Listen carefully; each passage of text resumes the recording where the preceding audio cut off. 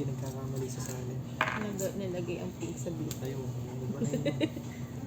Nag-aaway na ng kulay yun. Mahirap na siyang ibalik pagka gano'n.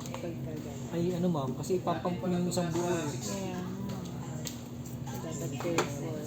Dali naman. Ang tagal na nito yung calibration. Mm. Verify ng 20 minutes. Bago siya na 15 to 20.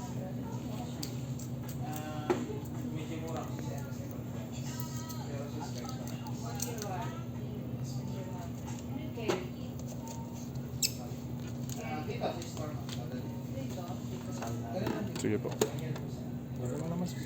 May color lang. Check ko lang na sarado.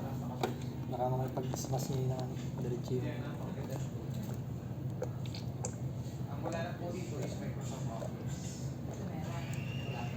40 ml pala talaga yung maximum. Maximum na 14%. Tsaka hindi advisable na punong-puno po. Apo. Punong-puno sir pero hindi siya mag-pre. Kasi yung insert hindi siya nakakapag-pump ng ano, walang hangin. Apo. Kaya yun Yung circulation. Lahat ng printer na ganun sir.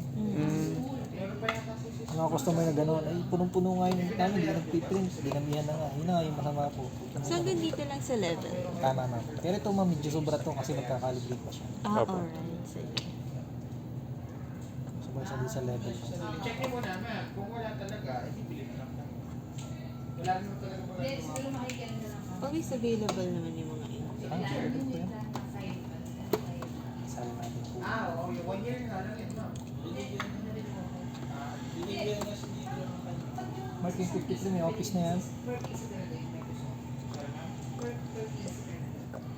Per piece. Per computer. Hindi ko yung sa safety. Kasi per... Depende.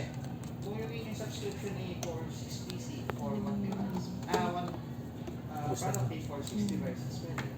Pero kung personal lang, 1:1 na. Nabenta yung ganyan. So. Mark, may ano na tayo, office na. Kasi yung mas ano. Mabenta sa inyo yung ganyang printers. Opo ma'am.